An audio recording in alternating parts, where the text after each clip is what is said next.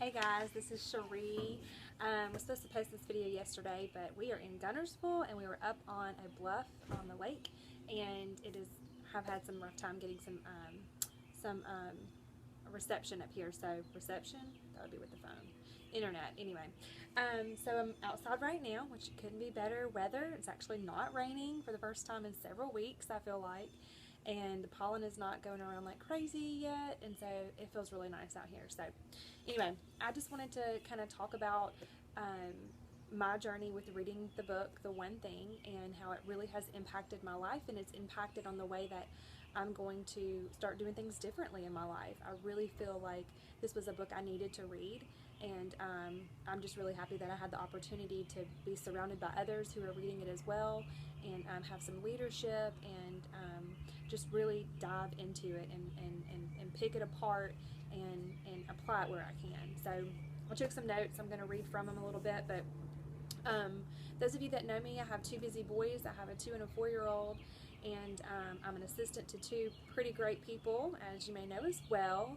And I'm also working on some new ideas and implementation from my Young Living business. So where did it first hit me when reading the book? And I feel like when it came to talking about the willpower section, that chapter it really hit me hard, only because I would have this long to-do list every day, just like it said, scheduling out my entire day, and I would put a check mark by the things that I got done, and sometimes I would like start to put a check mark, but it was something that I couldn't really finish because I don't know, like I would start off my day having all these plans, and I would just kind of do some of the ones that were maybe easier and didn't require a lot of attention, or just something I could do really fast. But then by the time lunch and dinner time rolled around, and I was getting ready to pick the kids up, and I knew that it was going to be a little bit crazy in the evening, and then putting the boys down for bed, and then I'm tired at the end of the night. My willpower is completely shot.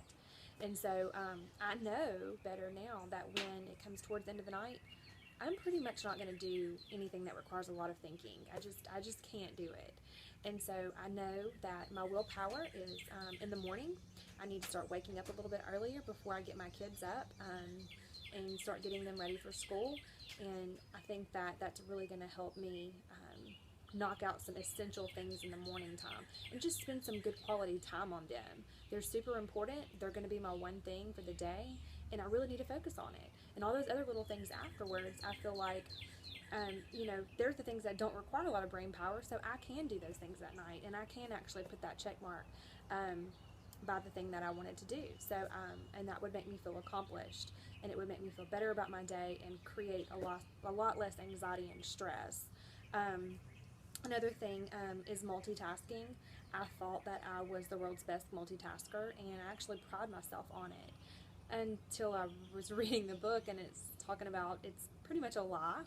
And all multitaskers are pretty much lousy at everything. And I thought, you know what? I really am kind of lousy at all those things that I try to multitask on, because I have 100% of myself going to 25% over here, 25% over here, 25% here, and after 2 or 3 hours, I don't have any of that done. I can't do any of it.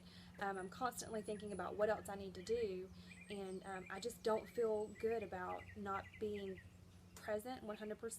And I could be talking about being present with my children, or when Lucas wants to play a game of hide and seek, and I feel okay, I'll go play a game of hide and seek, but I'm constantly thinking about, oh man, I didn't get this done today because I was working on two different things, and now both things are not done, rather than I got that one thing done and it's done, and I can play hide and seek with my son and have fun and be there, be in the moment. And then the other thing I can do, when he goes to bed, or make that the one thing the next day, and just know that I don't have a long list of things to do every single day that feel like it's a priority. So anyway, that helped me a ton. Another thing that I have a hard time doing is saying no to people. And I'm involved in a lot of different things, and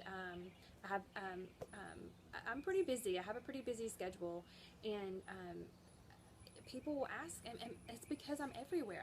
I wear a lot of different hats, and people will ask me, hey, can you do this? And the thing is that I love people, and I love I love doing things for people, and I love sharing my heart, and I love being there for people and doing things that I can, and I genuinely do love it, but I'm spreading myself too thin, and then I'm taking away from the things that I really do need to do the most.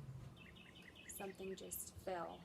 Oh my goodness, that scared me. So I feel like if it's not going to really help me spiritually, or it's not really going to help me relationally, and that could be professional relationships or family, friends, if it's something that I'm not just genuinely connected to, that I feel is going to move me in the right direction, I need to say no.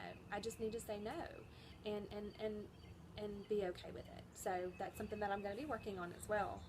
I have a lot of could do's, I have a lot of should do's, and I think that prioritizing those should do's and then just putting those could do's at the bottom, or not even on my list for the day, just put that on a separate piece of paper. I'm a very visual person, so if I could just see all those should do's for the day, I feel like I could get that done in those first 4 hours, and focus on these little things are the things that I need to do for that one thing. So I really think that that would help me. Interruptions are huge for me.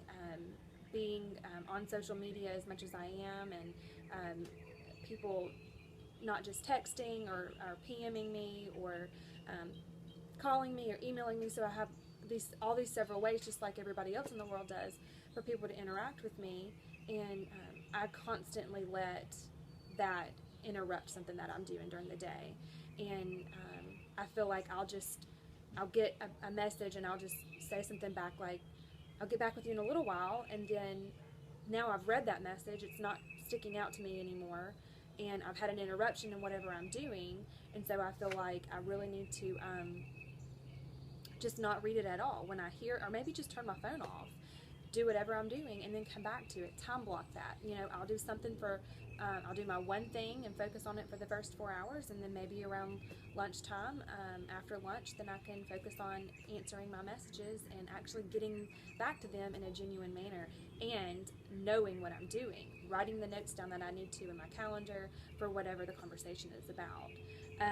So I think that that's one thing I need to really work on as well. So that's going to be my time blocking.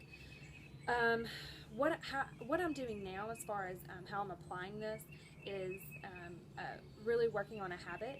I know that it's 66 days to create a habit, and I want to challenge myself with some of that, the social media things that I do for myself, and that I do for my business, and that I do for my job. I think that it's something that I'll get away from sometimes, not really being present as much as I feel like I need to be, and I really want to work on that. So I think every day for 66 days, I'm going to challenge myself to this little thing that I want to do, and we'll see how it goes, and hopefully it'll be something that after that, on that 67th day, I can wake up and I can be like, okay, I've got to do this because this is what I do. It's a habit. So I'm looking forward to seeing that. I've never really done that, so I think that'll be fun. And I just want to close out with something that I met with a Wrights not too long ago, just last week, and we really talked about where I wanted to be in my business, and how I wanted to get there. And I kept just drawing a blank on how am I going to get there, how am I going to get there.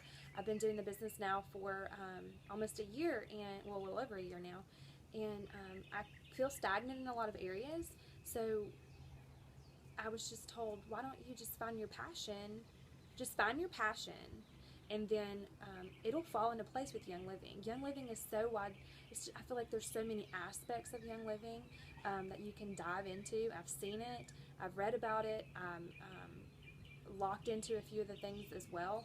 And so I'm going to do that. I'm going to find what I'm passionate about. And I have a few things, but I really want to start really looking at the one thing that I feel like I can really hit hard, and I can really focus on, and really bring that into my young living business. And there's a quote that Crystal and Varick Birchfield talked about at one of their meetings that I went to, maybe it was the week before last, and it's by T.D. Jakes, and it says, if you can't figure out your purpose, figure out your passion, and then your passion will lead you to your purpose. And that really struck me. And as I was writing these notes down yesterday and really thinking about how this book was helping me and how I wanted to implement it into my life on all these different aspects, that quote just kept sticking out for me. So I just wanted to share that. And I hope I wasn't too long-winded. It didn't say 900,000 times, but I don't know if I did or not. When I watch this back, I'll know, and I'll feel crazy. But anyway, y'all have a great day. I look forward to seeing y'all soon and looking forward to our conference call. And I'll talk to you soon. Bye.